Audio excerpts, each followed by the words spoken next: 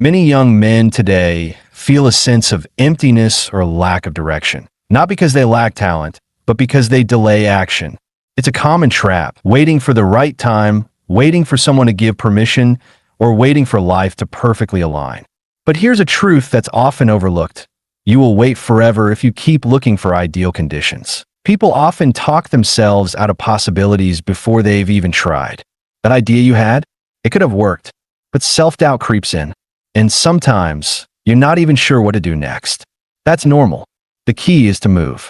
Don't freeze because the entire roadmap isn't visible. Act on what excites you, even if it's just one small step. Progress begins the moment you take action. You're not required to launch a startup or reinvent your whole life overnight. Just begin, even if it's messy, even if it's small. Waiting for a savior?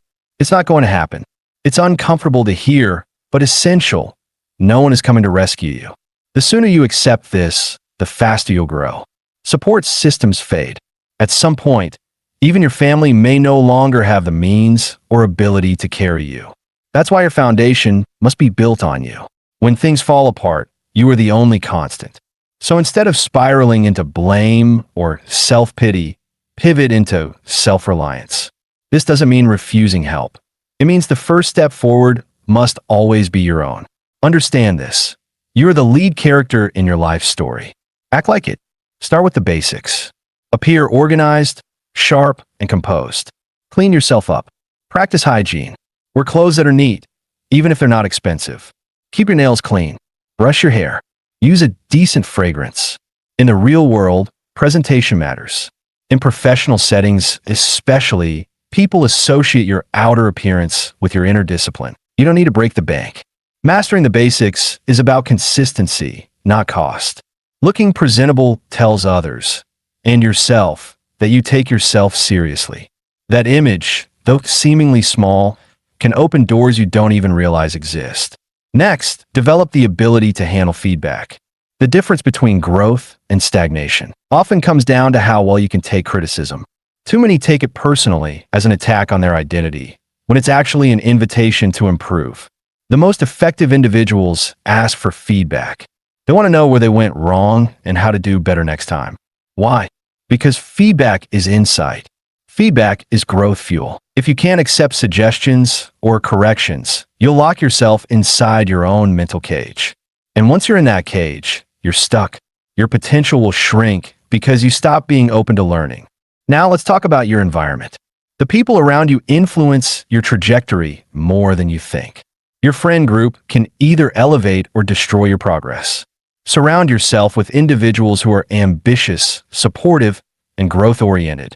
If your group values nothing more than the next party or the next drink, and you're the only one pursuing a higher path, you'll either be dragged down or left behind. Take time to audit your circle. Do your friends challenge you to improve? Do they support your goals? If not, distance is necessary.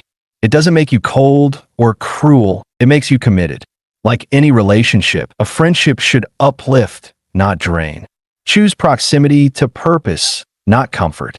Speaking of relationships, don't let a breakup shake your entire identity. It's easy to spiral into self-blame or identity loss when something ends, especially if betrayal or cheating is involved. Confidence can take a serious hit. But here's a crucial lesson. One person's failure to appreciate your value doesn't make you less valuable. Don't twist yourself into someone you're not to win back what was never meant to stay. If you showed up with honesty, respect, and loyalty, then you've done your part. Those traits will be a gift to someone else in the future. Let breakups mature you, not define you. Now, let's draw a line between confidence and arrogance. Confidence is quiet. It's the calm presence in the room.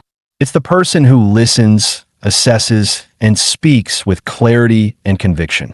Arrogance, on the other hand, is noisy. It brags. It boasts. It tries to prove worth with numbers, money, status, conquests. True confidence doesn't need an audience. It doesn't chase approval. It's internal and it's powerful. Aim to build confidence by mastering your craft, respecting others, and knowing your worth. Leave the arrogance to those who are still faking strength. Lastly, learn how to say no. This is one of the most underrated forms of self-respect. Many people agree to things out of guilt, fear, or social pressure. But saying yes when you mean no is a betrayal of your own boundaries. You don't owe everyone an explanation. You don't need to justify why you decline.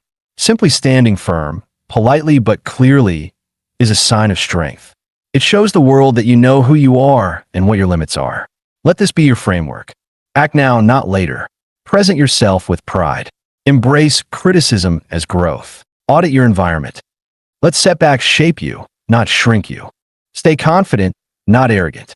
And protect your boundaries with the word no. Build your foundation on self-respect, discipline, and movement.